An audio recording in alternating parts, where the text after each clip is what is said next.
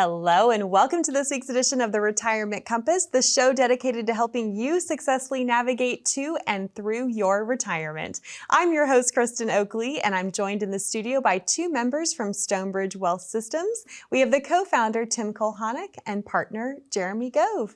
We're so glad you're joining us today. The title of today's show is The 5 New IRA Rules You Must Know, and you're going to want to stay with us to find out what those are and what they mean for you.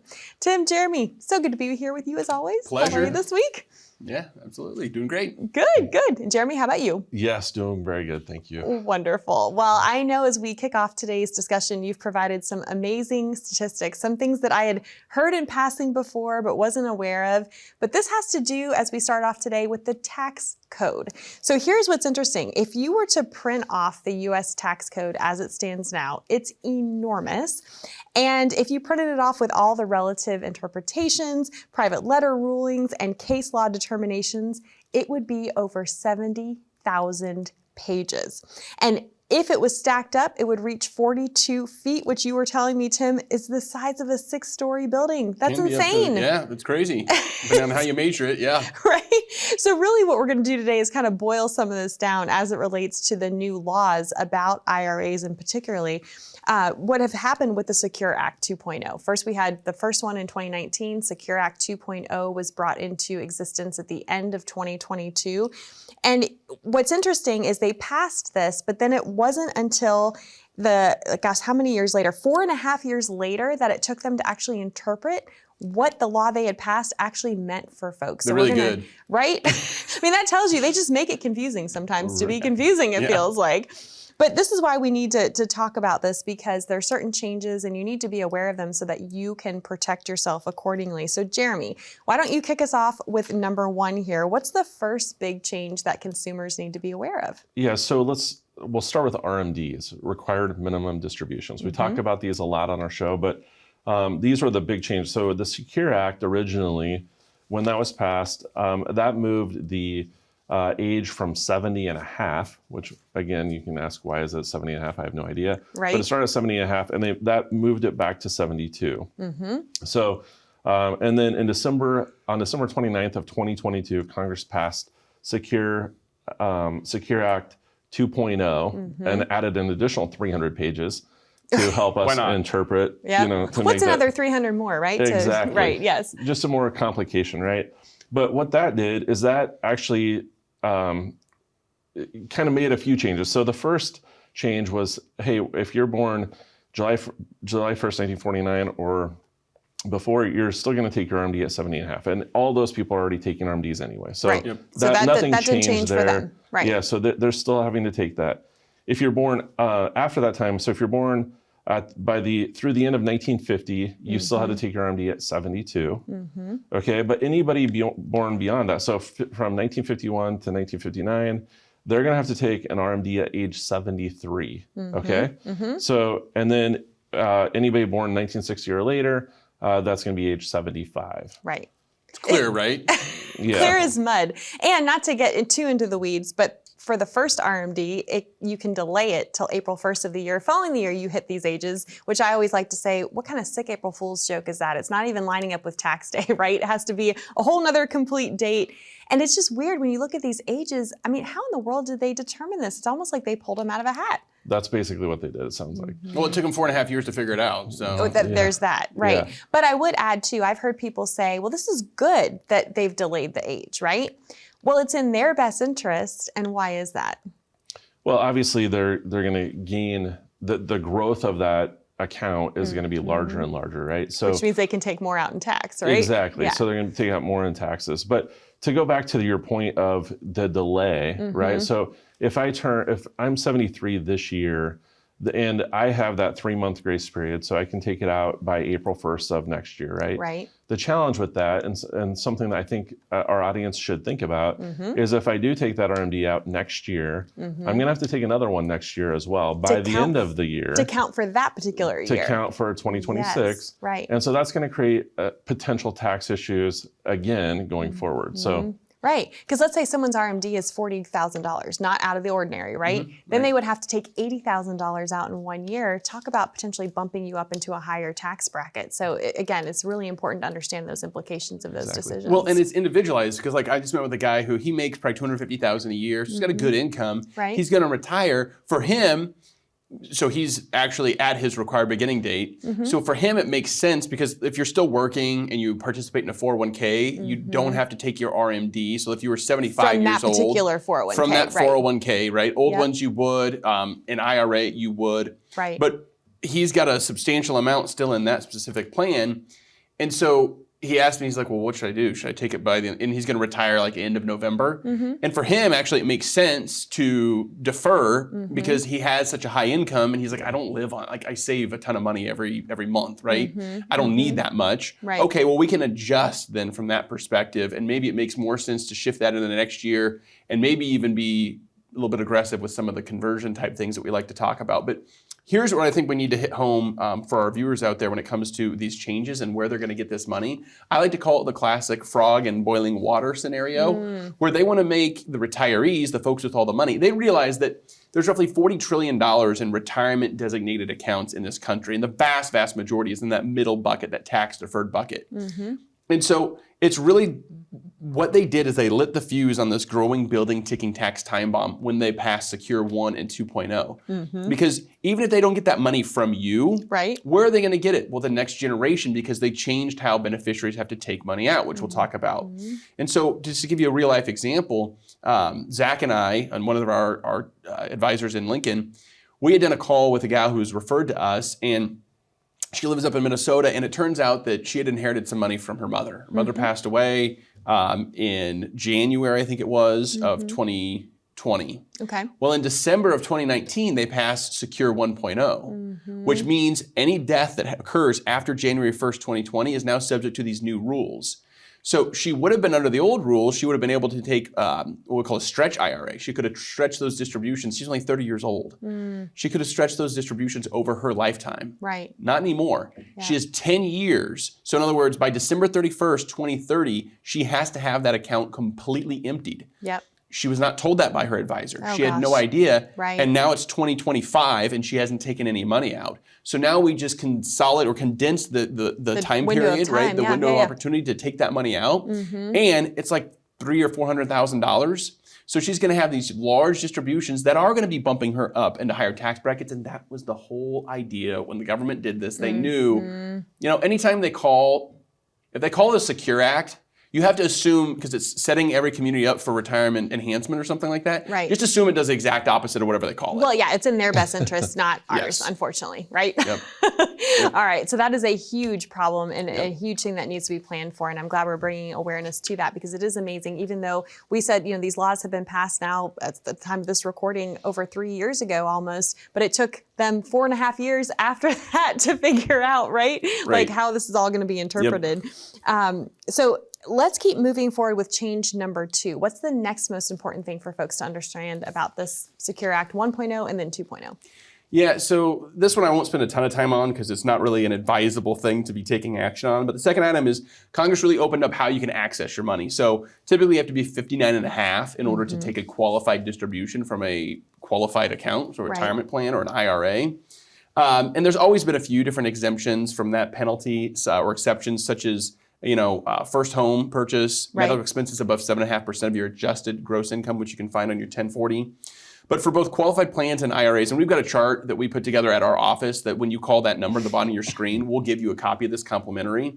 But for both qualified plans and IRAs, there's a 10% penalty exception if there are federally declared disasters, up to $22,000 per disaster. So this is relevant, as we're having this conversation, because just in the last 12 months, we've had Milton, Helene, what we saw with the fires in California, South Carolina. There's been a lot of different things where now, if you need it, if the government isn't coming to your rescue, don't want to depend on them, you might have to tap into some of these resources where they're going to tell you, hey, you know what, you can get up to $22,000 per disaster and avoid that penalty. Doesn't mean you won't have a taxable event, but you'll avoid that penalty.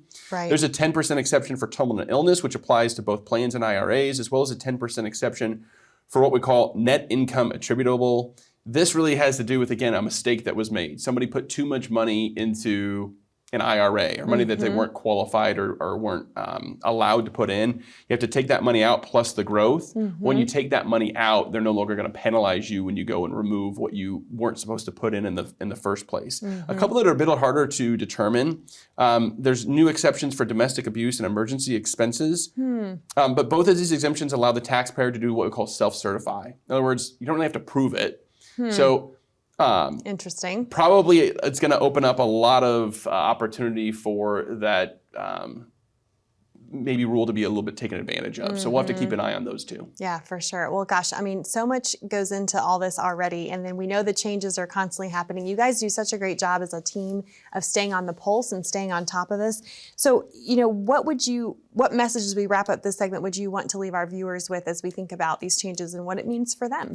Yeah, I mean, it comes down to having a trusted advocate that is standing in your corner, right? And the reality is these things change at the speed of light. And we've seen just in the last few months that a lot of things have changed in the political landscape. There's bills being discussed right now as you're watching this show in Congress that are going to have a major impact on your retirement income security. And the question is, do you want to go it alone? Because really the way I see it, you have three options. You can keep going the way you're going and hope that things work out. What do we say about hope? Hope is not a strategy. You can spend a lot of time on the computer and letting your family go to the beach, and you can be in front of the PC doing your own financial market research and figuring out what's in these bills. Or you can transfer that responsibility to somebody who has a moral, legal, and ethical obligation to put your interests ahead of their own, that's going to stand in your shoes as a principal agent type of relationship. Every single advisor at Stonebridge Wealth Systems is bound by that fiduciary duty. I suggest you give us a call today. Wonderful. Tim, Jeremy, thank you so much. To our viewers at home, it's so important to understand what this means for you and your personal situation. This is why, for no cost, no charge, no obligation, the team of Stonebridge Wealth Systems would love for you to be able to come in and sit down with them so you can figure out what makes sense for you in light of these new IRA rules or whatever other questions you may have regarding your overall comprehensive financial plan. That number to call to schedule your time is 866-256-7778, and you'll be able to receive that complimentary written financial review. Or you can connect online simply by scanning that QR code, and that will get you connected as well. We'll be back with more of the new rules for your IRAs right after this.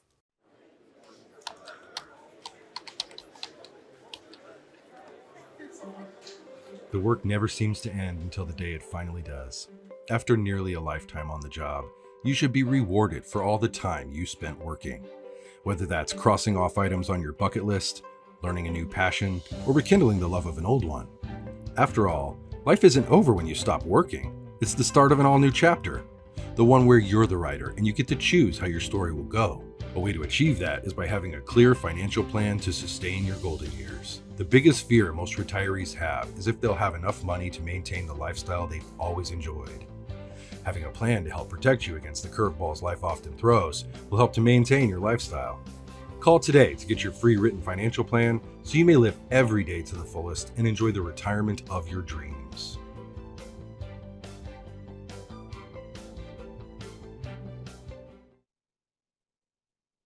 As Americans, we strive for better, from a better house to a better career to a better life for our children and grandchildren.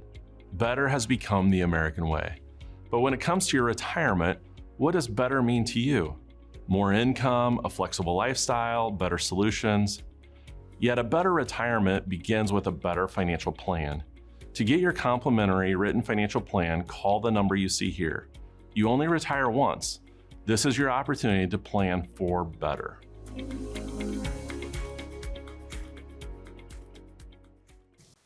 Welcome back to the Retirement Compass, brought to you by the team of Stonebridge Wealth Systems. I'm Kristen Oakley here with both Tim and Jeremy, and today we are sharing with you the 5 new IRA rules you must know and what those mean for your retirement. If you're just joining us, we've already covered 2 of the big changes that have come with the Secure Act, both 1.0 and 2.0. So let's pick up with our 3rd big change that viewers need to be aware of. So we're going to jump back into RMDs again. And so this one's going to affect about every person in the United States because everybody's going to be a beneficiary. And so this is related specifically to beneficiaries of inherited IRAs, okay? So It's estimated that in the next 20 years, $84 trillion in assets. That's trillion with a T. That's trillion with a T, not billion, trillion. In assets are going to transfer from the silent and baby boomer generation to the Gen X, millennials, and Gen Z generations. And so that's over the next 20 years, it's $84 trillion. And we can assume that 1/3 of that is probably in retirement accounts. So what does that mean? That means that's money that there's no taxes that have ever been paid on that. And so, so if you put that into perspective, that's approximately $28 trillion of money that's in assets that has not been taxed yet. Right. Yep. Which the government knows, and they want to get their fingers on it, right? Right. And so just hearing that number, $84 trillion, I mean, it is mind-blowing when you think about this massive great wealth transfer, as it's known within our industry, that's taking place. And, you know, so much of that, unfortunately, could be lost to taxes. And unknowingly, or it could get lost in the estate plan. Like, a lot of folks are not prepared, is what I'm trying to say, for this great wealth transfer to happen. And there's so many things that can go wrong that will keep people from managing and preserving their wealth if not navigated correctly, right? Right. Well, and that's the thing. You know, when Secure Act 1 and 2 were passed, everybody hailed that as a great deal because RMDs were pushed back, right? Right. And so I don't have to take income that I don't necessarily need. And so until I'm 73 or potentially 75. And the issue with that is, what did that allow to have happen? That allowed those accounts to keep growing, right? Yep. And we're growing tax deferred, so that means at some point we're gonna have to pull it back. Well, what's happened over the last 2 years? The markets have done really well, right?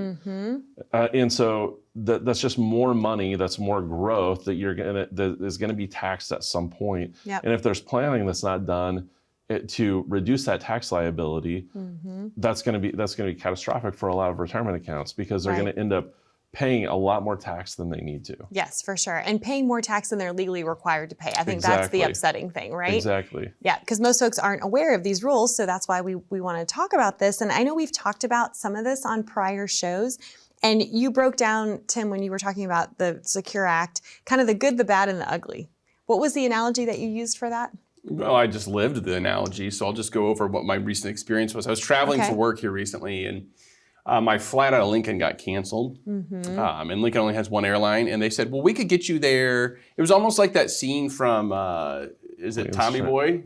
Or Planes, Trains, and Automobiles? Well, it was Tommy Boy. They basically said, well, we can get you on a flight coming back into Lincoln tomorrow. I was like, right. Okay, hi, I'm Earth, have we met situation? Right. So I had to drive to Omaha, which isn't that big of a deal.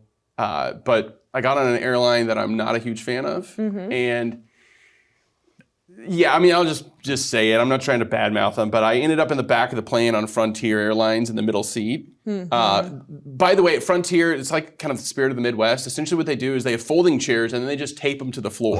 And that's, hold on. Fun. Buckle up. So that was fun, but not really. And that's really where what we call non-designated beneficiaries find themselves. Okay, this is the worst category to be in. This is somebody leaves their money to their estate and their IRA. They just say, oh, I'm gonna, or either they don't have a beneficiary designated, and the custodian that they have their money at just has their default designation as the estate. That's a bad idea, by the way. Don't do that. Basically, you're going to get either the 5-year rule or the ghost rule. If the person has already reached their required beginning date at the date of death, then you'll use their remaining life expectancy to determine how rapidly those distributions have to come out. So again, if you leave money to things like an estate or a non-see-through trust or a charitable organization, anything without a actual life expectancy, they're non-designated beneficiaries. Middle seat, back of the plane, Spirit Airlines. Right. Next, you get stepped up to economy, and that is where 90% or more people will find themselves as non-eligible designated beneficiaries. So yeah, it's somebody with a life expectancy. Typically, it's going to be things like children, that sort of thing. They're going to be subject to the 10-year rule. So they have 10 years, like our friend up in Minnesota I talked about, where she's going to have 10 years to get that completely cashed out. That's a departure from what we had previously experienced, where you had the stretch IRA. The catbird seat is where EDBs, or eligible designated beneficiaries, find themselves, and they still do preserve that opportunity for the stretch IRA. That's going to be beneficiaries not more than 10 years younger. So if you have a sibling or somebody who's younger than you, or older than you, for example, they're eligible designated beneficiaries. Minor children, they would be EDBs, so they'd have to potentially start taking RMDs. But at age 21, they then switch to, it's like, hey, congratulations, you're 21, here's your license, and by the way, you're now an non-eligible designated beneficiary, and you have 10 years from the date of turning 21 to get that account cashed out. So all that is to say, why did Congress do this, and what does it mean for you? Congress, the people in Congress, there are a lot of things. The people that write these bills, there are a lot of things. One of them isn't stupid necessarily. Some people might disagree with me on that.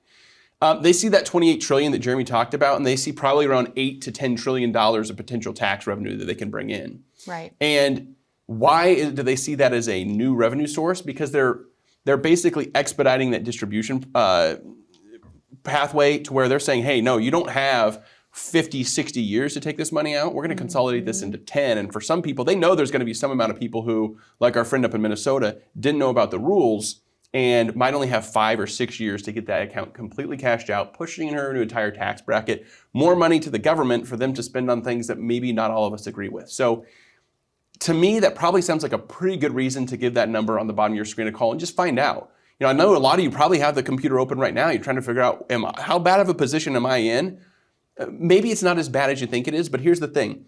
One bad shot you can recover from, just get back on the fairway. A second bad shot, like a double bogey, that's an unforced error. We can help you avoid that. Give us a call today. Wonderful. Tim, Jeremy, thank you so much. To our viewers at home, that number to call is 866-256-7778. Or again, you're welcome to scan that QR code, and that will get you connected for your very own complimentary written financial review from the team of Stonebridge Wealth Systems.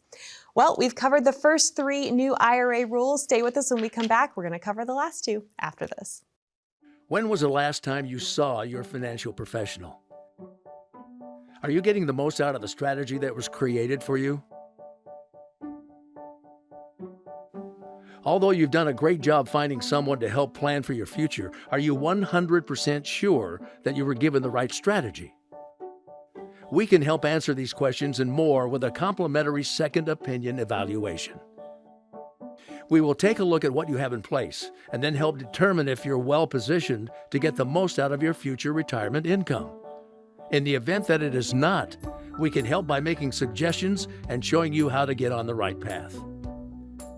You wouldn't get just one opinion when it comes to a major health decision, so why would you treat your most important financial decision with such disregard? Call today for your no-cost, no-obligation second opinion evaluation to see if you're getting the most out of your retirement income plan. Welcome back to the Retirement Compass, where today we've been sharing with you the 5 new IRA rules you must know. We've made it through the first 3. We only have a few minutes left, but we want to hit on these last 2, equally as important for you to understand. What is number 4 on the list here? Number 4 is great. It's what I call the Rothification. So a lot of people will come in and they'll say, Tim, I'm worried about you telling me to do these Roth conversions, but I'm worried. What if the government changes the rules and they don't allow that anymore? And they say, we're going to have to pay tax on that. Right. The reality is, the government is actually shifting more towards Roth, because if they get you to put money into Roth, what happens? You have to pay tax now. They get the money now, right? Yep. Very short-sighted, but that's the government for us. And so Secure Act 2.0 added Roth options to both the SEP, or Simplified Employee Pension, that's for self-employed individuals, as well as simple accounts. So before, those didn't exist. So there's actually more opportunities to put Roth money away. It also carved out a provision to allow 401ks to be allocated to designated Roth accounts.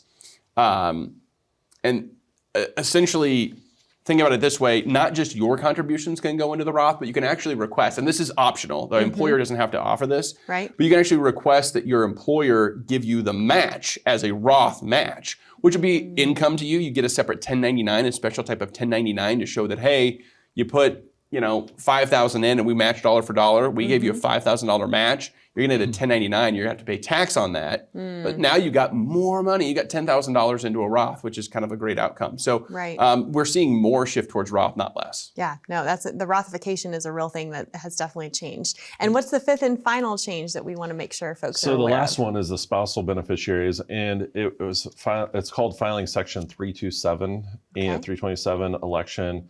And initially, there was a lot of lack of guidance on this, and the IRS they didn't provide any guidance on how to do it. They've recently came out and updated this, so now basically it's deemed to be automatic for spouses.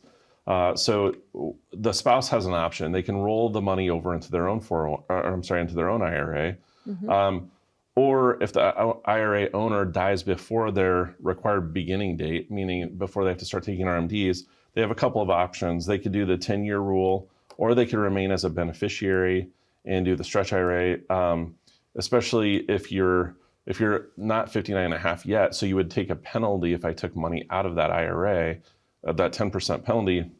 If I'm not 59 and a half yet, that gives you a few other options too. So again, we just need to know about your specific situation and then give you guidance based off of that. Right. Gosh, because there's a lot of moving parts. I was going to say, I mean, we started off today's show explaining how confusing and complex the tax code can be. And a lot of these rules continue to get more confusing, adding all these layers of complexity. Yep.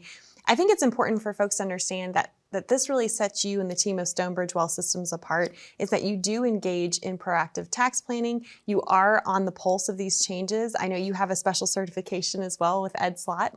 Yeah, basically I joined Ed Slott's Elite IRA Advisor Group. It's something that I pay to be a part of, but I think Ed Slott's team is the best team in the country when it comes to tax questions in regards to retirement. You know, if there is a tax-related question or an IRA-related question that you haven't been able to get an answer to, I'm confident our team and the people that we have behind us are going to be able to answer that. But here's what it comes down to. Okay, so on my way back from Colorado when I was taking my family skiing, we had a great time. I got a phone call. And a phone call, it was a number I didn't have in my phone, but I answered it anyway because it was still a local number. And it was a client's wife. It was a spouse. And as soon as I answered the phone and she said her name, I knew something happened, right? Because she never called. And sure enough, she said, Tim, I'm sorry to tell you this. I'm like, why are you telling me sorry? But her husband had passed away that morning. Wow. And there's a big age gap. She's not 59 and a half. So some of the things that Jeremy talked about, this is real life. We deal with this every week, unfortunately, every month, where something happens and you don't want to go it alone. Because if you fall outside of the last entity you want to be up against in a dispute or a court battle is the IRS. So part of our job is to make sure that you follow the guidelines, that things are done properly so you can live like no one else and figure out exactly what you want your retirement to look like. And we're going to hold your hand through that just like I did with this client. And we look forward to doing it with you as well. Yes, and so important to have a plan before that day comes for sure. Yes. So Tim, Jeremy, thank you so much. You don't have to go it alone. Simply reach out. 866-256-7778 is the number to call. Thank you so much for watching. We look forward to being back with you next time here on the Retirement Compass.